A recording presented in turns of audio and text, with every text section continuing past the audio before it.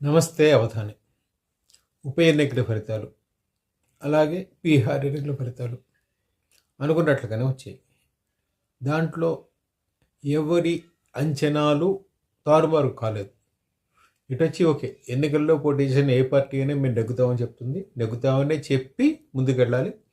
అలా అయితే మాత్రమే కార్యకర్తల్లో కొంత పరిచేయడానికి ఉత్సాహం వస్తుంది సహజంగానే. అదే చేశారు. మన జూబ్లీ హిల్స్ ఎలక్షన్స్ తీసుకుంటే ఖచ్చితంగా మేము నెగ్గుతాము, ఒక రౌడీని నిలబెట్టారు అని చెప్పి బీఆర్ఎస్ వాళ్ళు కాంగ్రెస్ మీద చాలా పెద్ద ఎత్తున ప్రచారం చేశారు. అట్లాగే బీజేపీ వాళ్ళు ఓకే అట్లా ఏది మేమే ఇచ్చేస్తాము, మా వల్లే ఇది అవుతుందని చెప్పి వాళ్ళు ప్రచారం చేసుకొచ్చారు. But election strategy is something different from what you tell. ప్రచారం వేరు, ఎలక్షన్ స్ట్రాటజీ వేరు. ఎలక్షన్ స్ట్రాటజీలో భాగంగా ముస్లింలు ఎక్కువ ఉన్న జూబ్లీ హిల్స్ ఏరియాను దృష్టిలో పెట్టుకుని అజహరుద్దీన్కి మంత్రి పదవి ఇచ్చాడు ముఖ్యమంత్రి రేవంత్ రెడ్డి. అతన్ని అంతకుముందే ఎమ్మెల్సీ చేశారు. ఈ రెండు ఖచ్చితంగా అధికార పార్టీ కలిసి వచ్చాయి.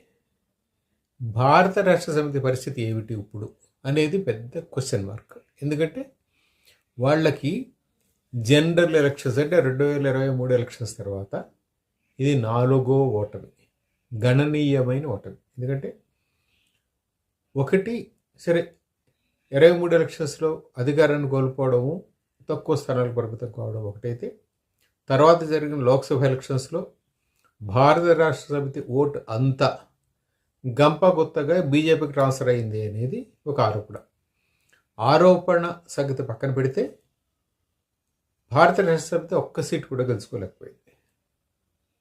తర్వాత కంటోన్మెంట్ ఎలక్షన్, బై ఎలక్షన్, అక్కడ స్థానిక శాసనసభ్యురాలు రోడ్ యాక్సిడెంట్లో సరిపోతే అక్కడ ఎలక్షన్ జరిగింది, అది కాంగ్రెస్ కైవసం చేసుకుంది. దెన్ ఇప్పుడు ఈ ఎలక్షన్లో కూడా పార్టీ అనూహ్యంగా, అంటే వాళ్ళు అనూహ్యంగా అనుకున్న ఓడిపోయింది. ఇప్పుడు భారత రాష్ట్ర సమితి it was in cross roads almost. Literally don't know where to go, how to go ahead. ఎందుకంటే పార్టీ కార్యకర్తల బలగం అంతా ఒక్కమ్మడిగా చేసిన వాళ్ళు ఎలక్షన్స్ నెగ్గలేకపోయారు.